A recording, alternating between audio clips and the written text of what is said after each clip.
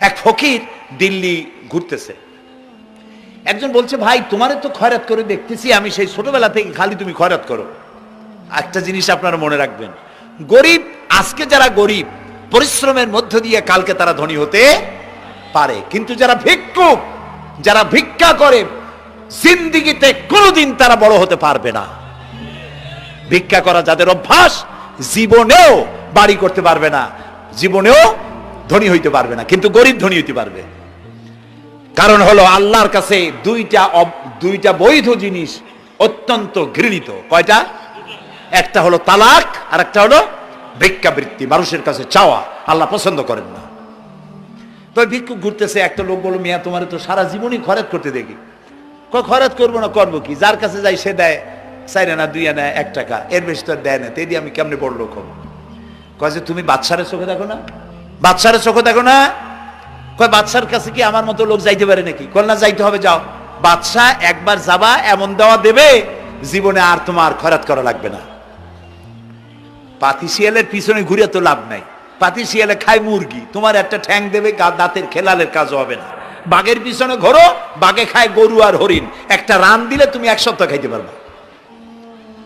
তো বলছে বাদশার কাছে যাও।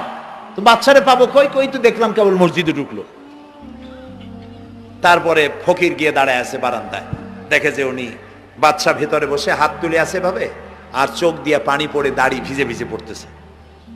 নামাজ শেষ করে, মোনাজাত শেষ করে বাদশা বেরিয়েছেন। কোন বাদশা? শাহজাহান। বাইরে আসার পর ফকির বলল, আসসালামু আলাইকুম বলে ফকির রওনা করছে। বাদশা বলে, দাঁড়াও, তুমি যে রওনা করলা, তোমার তো ভিক্ষুক মনে হয়, আর লোকেরা যারা ভিক্ষুক না তারাও তো আমার কাছে চায়, আর তুমি তো ভিক্ষুক, চাইলে না কেন কিছু? ভিক্ষুক বলে, জাহাপানা, আমি কিছু চাইতে এসেছিলাম আপনার কাছে, কিন্তু আপনার করুণ অবস্থা দেখে আমার জ্ঞানের চোখ খুলে গিয়েছে। আমি দেখতে পেলাম আমি যার কাছে চাইতে এসেছি, আমি তো কান্দি না, হাতও পাতি নাই। যার কাছে চাইতে আসলাম দিল্লির সম্রাট, আবার কোন সম্রাটের কাছে হাত পেতে ভিক্ষুকের মতো কি জানি চায়, আর চোখ দিয়া পানি পড়ে দাড়ি ভিজে ভিজে পড়ছে। আমার জ্ঞানের চোখ খুলে গেছে, দুনিয়ার বাদশার কাছে আর চাইবো না। বাদশা কান্দে যে বাদশার কাছে, তার কাছেই চাইবো। প্রিয় ভাই সব, এই জন্যে জিহ্ন সাফ করে ফেলুন।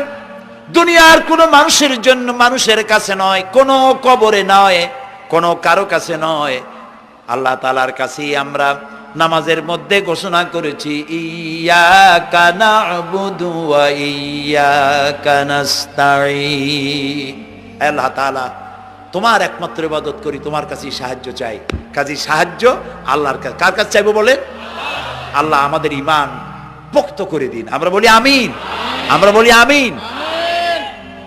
অসুখ বিসুখ হইলে পরে ধৈর্য ধরবেন।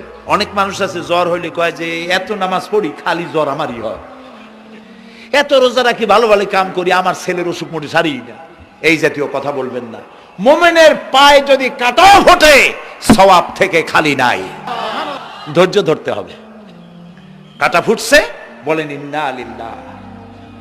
আজাবান লিল মুমিন, মুমিনের জন্য বড়ই আশ্চর্য ব্যাপার, বিপদ হইলেও শুকর আদায় করে, আর সুখে থাকলেও শুকর আদায় করে। সুবহানাল্লাহ বিহামদি। বিপদ আসলে সে বলে ইন্না লিল্লাহি, বলেন ইন্না লিল্লাহি ওয়া ইন্না ইলাইহি রাজিউন। আর যখন শান্তি আসে বলে আলহামদুলিল্লাহ। দুই অবস্থায় তার জন্য নিয়ামত আল্লাহর তরফ থেকে সে পায়, আলহামদুলিল্লাহ। প্রিয় ভাই সব, তো আল্লাহর উপর ঈমান আনার জন্য কয়টা শর্ত বলছিলাম? এই যে প্যাচ লেগে গেছে, কয় যে 3টা। আল্লাহর উপর ঈমান আনার জন্য শর্ত কয়টা? 4টা। 4টার বলছি কয়টা? 2টা।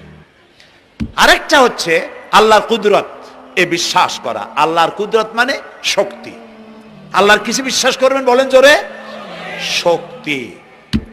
আকাশ এবং জমিনে শক্তিশালী কে?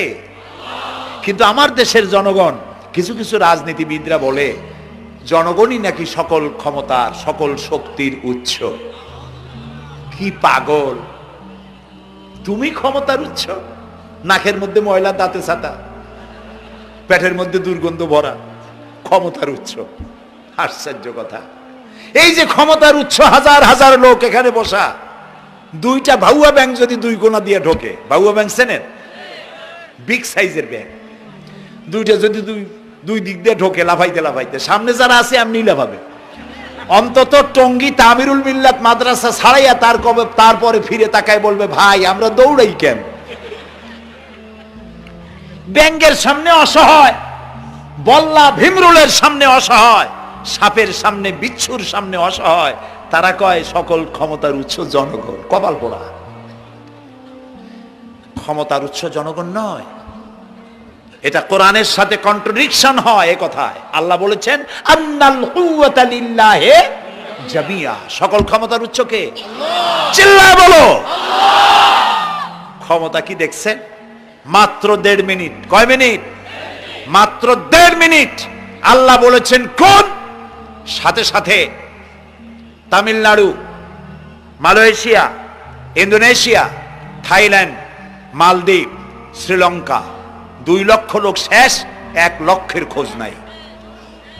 সমুদ্রের পানি 33 ফিট উঁচু হয়ে এসছে। সুবহানাল্লাহ কই দিচ্ছে করে না?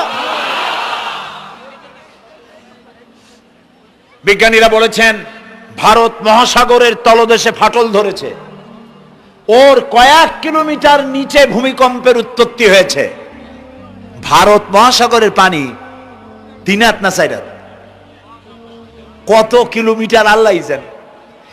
এই কয়েক কিলোমিটার নিচে যে মাটি, সেই মাটিরও কয়েক কিলোমিটার নিচে ভূমিকম্পের উৎপত্তি।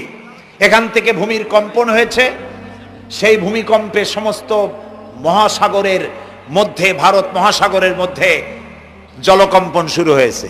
পানির কম্পন, মাটির কম্পন একসাথে 4 তলা পরিমাণ উঁচু হয়ে পানি চলে আসছে। বাড়ি গাড়ি সব কিছু খড় কুটার ন্যায় সব উড়িয়ে দিয়েছে।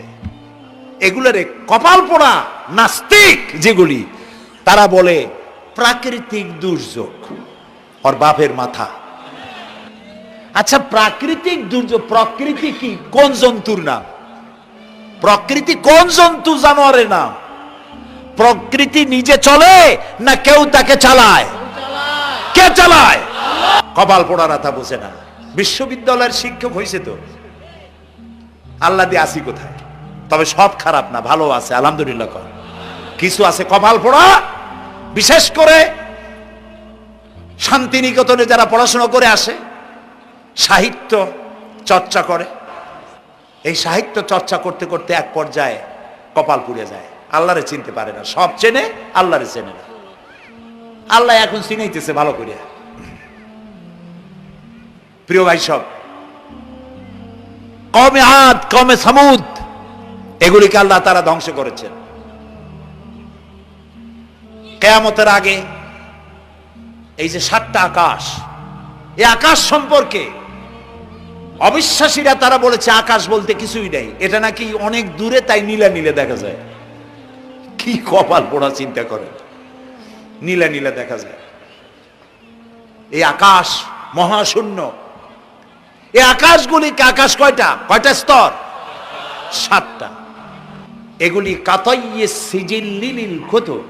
কোরআনে কারিমে আল্লাহ তাআলা বলেছেন কিতাবের পৃষ্ঠার মতো কিয়ামতের আগে একটার পর একটা ঠাস ঠাস করে পড়বে, ভেঙে চুরে চুরমার হয়ে যাবে। ওয়াইদাল বিহারু ফুজ্জিরাত, আল্লাহ তাআলা বলছেন ইদাস সামাউ ফাতারাত ওয়াইদাল কাওয়াকিবু ইনতাসারাত ওয়াইদাল বিহারু ফুজ্জিরাত। আকাশের তারকাসমূহ বিক্ষিপ্ত হয়ে পড়বে। অসংখ্য তারকারাজি, বিশাল বিশাল তারকা বিক্ষিপ্ত হয়ে পড়বে। চন্দ্র সূর্য একটার সাথে আরেকটা ধাক্কা লেগে চাঁদ আর সূর্য আলো হারিয়ে ফেলবে, একাকার হয়ে যাবে। পাহাড়গুলো উঁচু করে আল্লাহ তাআলা জমিনের উপরে আছাড় মারবেন, কালিহিনিল মানফুস, তুলার মতো উড়ে চলে যাবে। সুবহানাল্লাহ বলবা না? কত বড় শক্তি আল্লাহ পাকের। ওয়াইদাল বিহারু ফুজ্জিরাত, সমুদ্র সমূহ বিদীর্ণ হয়ে যাবে। সমুদ্রে যত পানি আছে সমস্ত পানিগুলি নিঃশোষিত হয়ে যাবে মাটির তলায়, এবং সেখানে অগ্নুৎপত্তি হবে।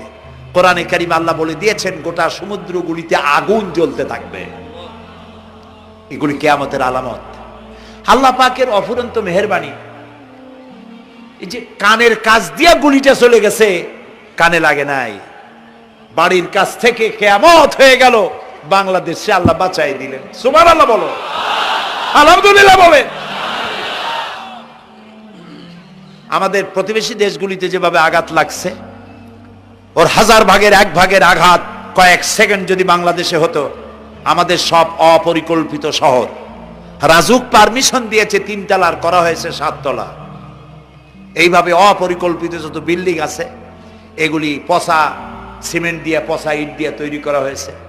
2-3 সেকেন্ডের ভূমিকম্প যথেষ্ট এই শহর লন্ডভন্ড করে দেওয়ার। অসংখ্য মানুষ মারা যাবে, অসংখ্য বাড়ি ঘর শেষ হয়ে যাবে। এদেরকে রেস্কিউ করার মতো মডার্ন ইকুইপমেন্টসও গভর্নমেন্টের কাছে নাই। এই জন্য আল্লাহর কাছে সেজদা দিয়া গুনার তওবা করতে হবে, আল্লাহ আমাদের মাফ করে দাও, আমার এই গরিব দেশটাকে কিয়ামত পর্যন্ত এই গজব থেকে বাঁচাও। প্রিয় ভাই সব, আল্লাহ তাআলার ক্ষমতার ওয়াজ আমি আজ করতে পারবো না, অনেক লম্বা হয়ে যাবে। কারণ আমাকে 3টা পুঁজির কথা তো কমসে কম বলতেই হবে, অল্প করে হলেও। শুনবেন তো? আল্লাহ তৌফিক দিক, বলেন আমিন।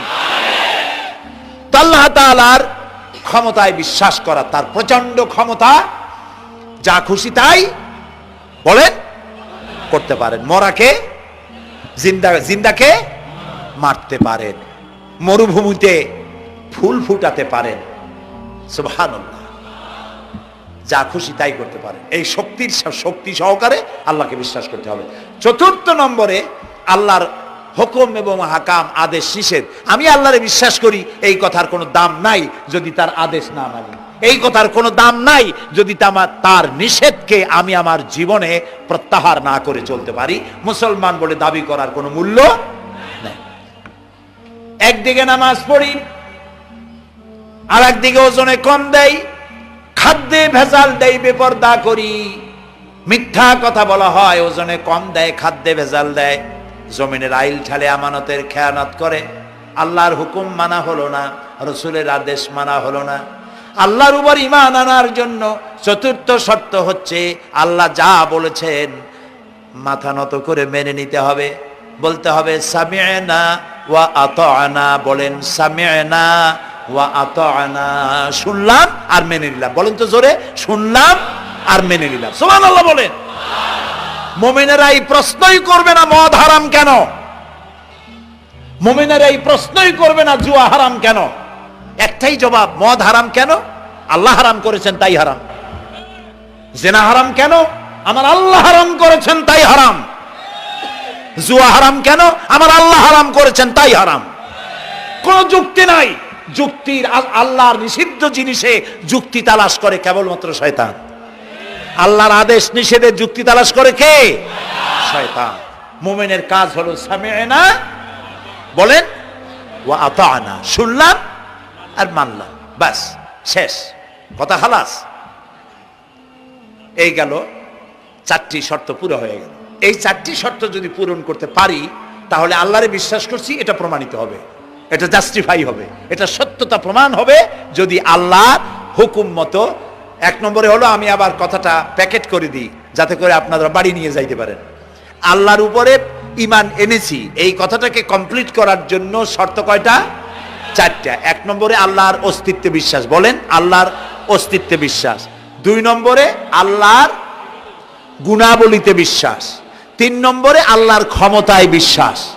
4 নম্বরে আল্লাহর আদেশ এবং নিষেধে বিশ্বাস, মান্য করে চলা। আল্লাহ যেন এই তৌফিক আমাদের দেয়, বলেন আমিন। আল্লাহ রাব্বুল আলামিন দুনিয়ায় শান্তি, আখিরাতে জাহান্নাম থেকে মুক্তি দেওয়ার জন্য আল্লাহ পাক আমাদেরকে একটা ব্যবসার কথা বলেছেন। ওই ব্যবসায় পুঁজি কয়টা? বলেন। 3টা পুঁজি। বলছি কয়টা? দেখেন যে কেমনি প্যাঁচ লাগে। বলছি মাত্র একটা, সে একটা ডাল বাইর করছি 4টা। এবার আসেন মূল পয়েন্টে। এবার দ্বিতীয় পয়েন্ট, রসুলের প্রতি ঈমান। আমরা তো রসুলের প্রতি ঈমান আনছি কিনা বলেন? রসুলের প্রতি ঈমান এনেছি। আমাদের এই ঈমান যথেষ্ট নয়, কারণ আমাদের ঈমান হলো রবিউল আউয়াল মাসে ঈমান তাজা হয়, ঠিক না? ঠিক না? রবিউল আউয়াল মাস যখন আসি, ব্যানার টানাই, শামিয়ানা টানাই, রাস্তাগুলিতে ফ্ল্যাগ লাগাই আর আলোক সজ্জা করি। মন্ত্রীরা আসেন, নেতারা আসেন, সিরাতুন নবী মাহফিলে দাঁড়ায় বলেন নবীর আদর্শ অনুসরণ করা ছাড়া উপায় নাই। অথচ ওনার পা থেকে শুরু করে মাথা পর্যন্ত নবীর আদর্শ নাই। আবার এই নেতা রামকৃষ্ণ মিশনে, রামকৃষ্ণ পরমহংসদেব তার মঞ্চে গিয়ে বলেন রামকৃষ্ণের নীতির ছাড়া বিকল্প কিছুই নেই। আবার গৌতম বুদ্ধের জন্মবার্ষিকী উদযাপনের জন্য সেখানে গিয়ে বলেন গৌতম বুদ্ধের অহিংস নীতি অনুসরণ করা ছাড়া জাতির যোগীনাথ হওয়ার আর কোনো পথ নাই। যেখানে যায় সেই জায়গার বুড়ি ধরে। রবিউল আউয়াল মাস আসতে পারে, আলোকসজ্জা করে ইয়া নবী সালামু আলাইকা, ইয়া রাসূল সালামু আলাইকা। এরপরে গরম গরম জিলাপি রাসূলুল্লাহকে বুঝায় দেওয়া হলো, হে রাসূল আপনি তাকিয়ে দেখেন কত মহব্বত আপনারে করি, আপনার মহব্বতের জন্য আমাদের শহরের কোন মিষ্টির দোকানে আর মিষ্টি নাই, সব আমরা খাইয়া শেষ করছি। এই হলো মহব্বত। এই মহব্বতে এই ইমানে কাজ হবে না। এই ইমানে বলেন কাজ হবে না। কোন ইমানে কাজ হবে? রাসূলের প্রতি ইমানের অর্থ কি? এর অর্থ হচ্ছে নবী করিম সাল্লাল্লাহু আলাইহি ওয়াসাল্লাম আমাদের রাসূল, আমাদের নেতা। আমাদের রাসূল আমাদের নেতা, আমরা তার উম্মত, তার অনুসারী। অনুসারীর কাজ কি? নেতার পূর্ণাঙ্গ অনুসরণ করণ।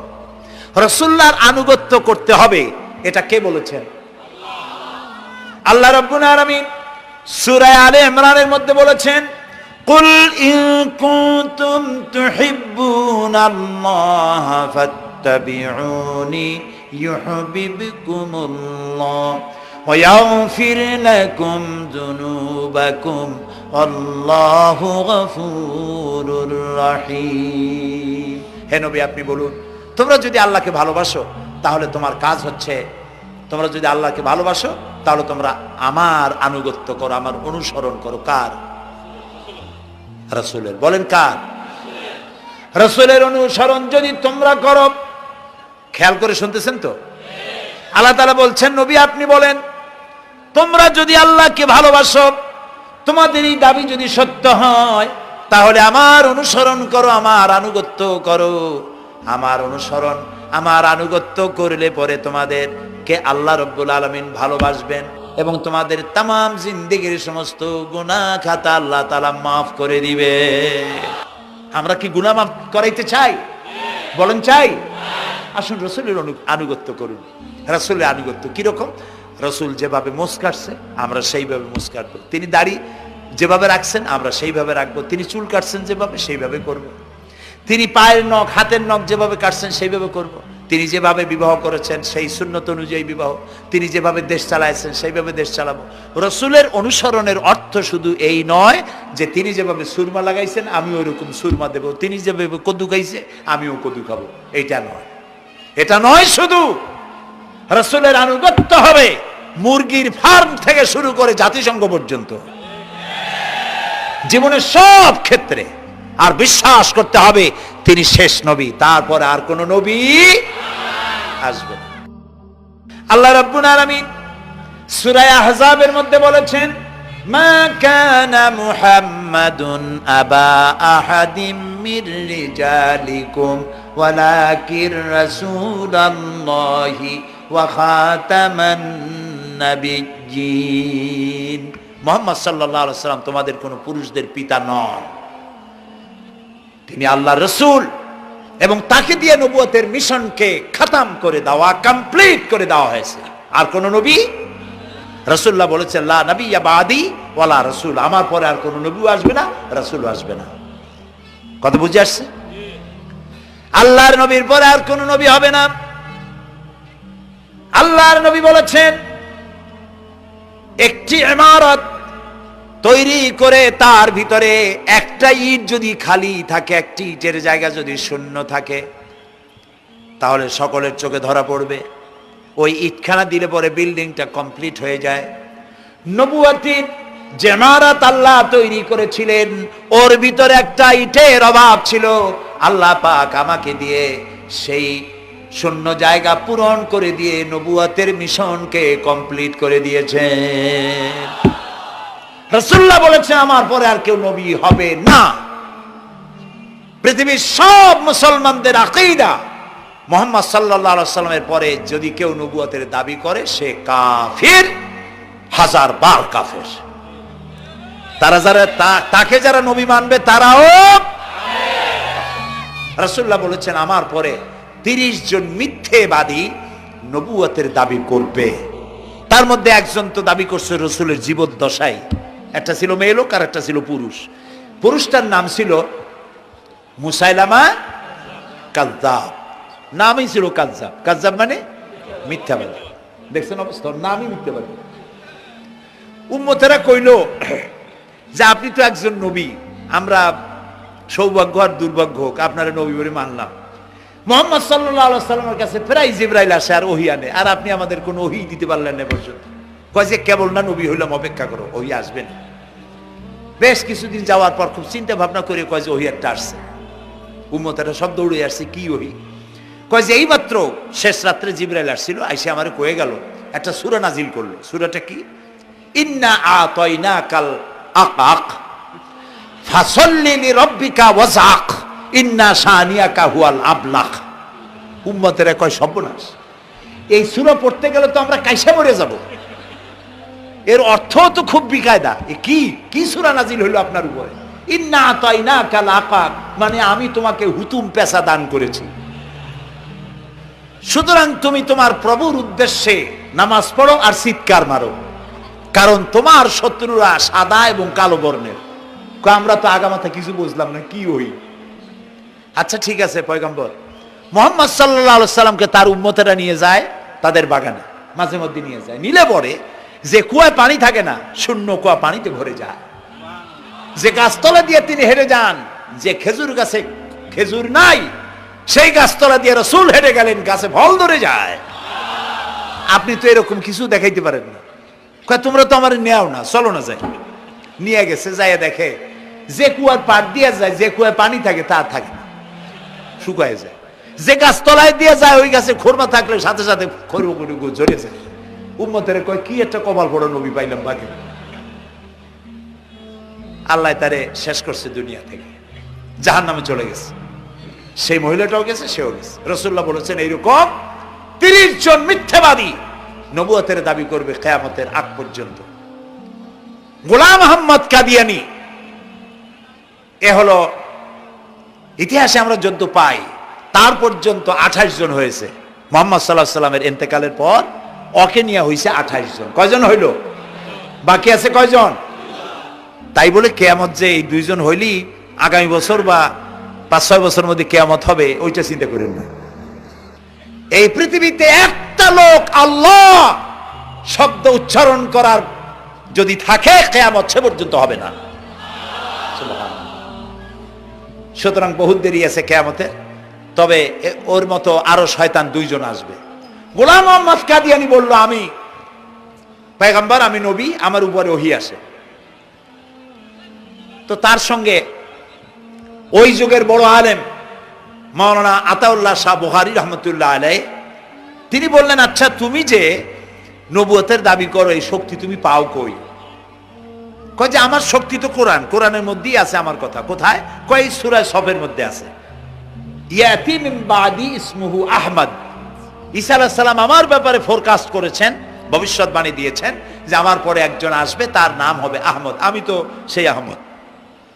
মাওলানা বুখারী বলছেন বেকুব, ঈসা আলাইহিস সালাম যার কথা বলেছেন তার নাম, ঈসা আলাইহিস সালাম যার কথা বলেছেন তার নাম হলো ফকাত আহমদ, আর তোমার নাম হলো গোলাম আহমদ। তাহলে এতে করে বোঝা যায় ঈসা আলাইহিস সালাম যার কথা বলেছেন তুমি সেই আহমদের গোলাম, তো তুমি নবুয়তের দাবি করো কেন? গোলাম আহমদ কয় যে হুজুর আমার নামের আগে গোলাম বৈশা একটু সমস্যা হয়েছে, ঠিক, তো গোলামটারে যদি বাদ দেই তাহলে তার আপনি আপত্তি করতে পারেন না, আমি আহমদ থাকি আর আপনি আমার উম্মত হয়ে যান। আমি আমার কথা ঈসা আলাইহিস সালাম বলেছেন। মাওলানা বুখারী বলছেন দেখো তোমার ফতোয়া অনুযায়ী তুমি বলছো নামের প্রথম অংশ বাদ দিয়া শেষের অংশ নিয়ে তোমার উপর ঈমান আনতে, তাহলে আমার নাম আতা আল্লাহ, তোমার ফতোয়া অনুযায়ী আমার নামের প্রথম অংশ বাদ দিলাম, আতা গেছে, থাকছে আল্লাহ।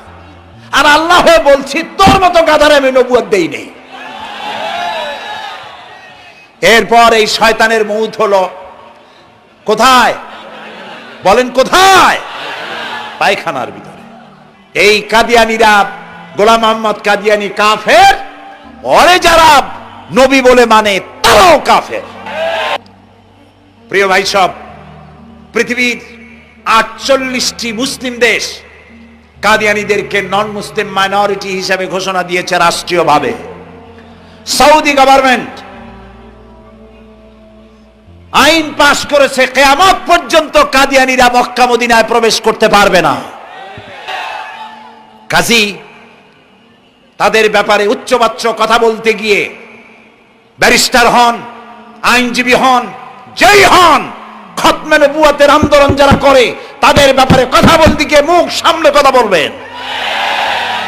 এদেশের মানুষ শহীদ হয়ে যাবে, কাদিয়ানীদেরকে বরদাস্ত করবে না। আমাদের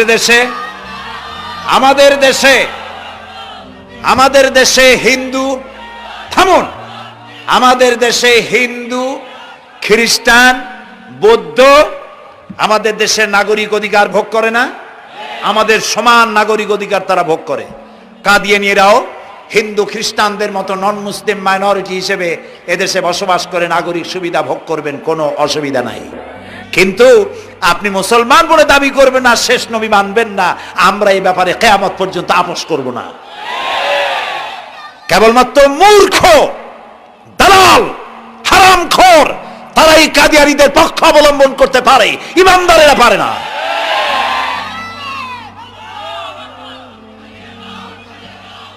কাদিয়ানীরা যে সব মসজিদ তৈরি করে, এগুলি মসজিদ নয়, এগুলি উপাসনালয়।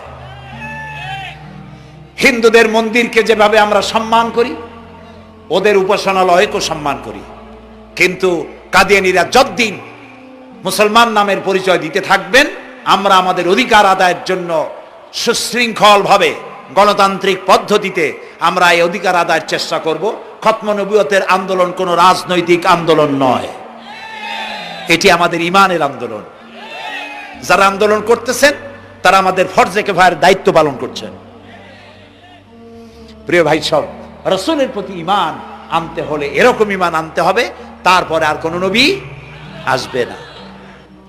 তারপরে কথা হলো তাকে অনুসরণ করতে হবে পায়ের নখকাটা থেকে শুরু করে মাথার চুল পর্যন্ত, জীবনের সব ক্ষেত্রে রাসূলের অনুসরণ করতে হবে। তিনি সেনাপতি ছিলেন, শ্রমিক ছিলেন, পিতা ছিলেন, নানা ছিলেন, স্বামী ছিলেন, ঠিক না? তিনি রাষ্ট্রপ্রধানও ছিলেন। প্রিয় ভাই সব, এই যে আল্লাহ রাব্বুল আলামিন মুসলমানদেরকে পৃথিবীর মধ্যে সবথেকে বেশি শান্তি প্রিয় করেছেন, কোন আলহামদুলিল্লাহ। তোমরা আমার মক্কা যাইয়া দেখো, মক্কা মদিনায় যাইয়া দেখো, আমাদের কও সন্ত্রাসী, মক্কা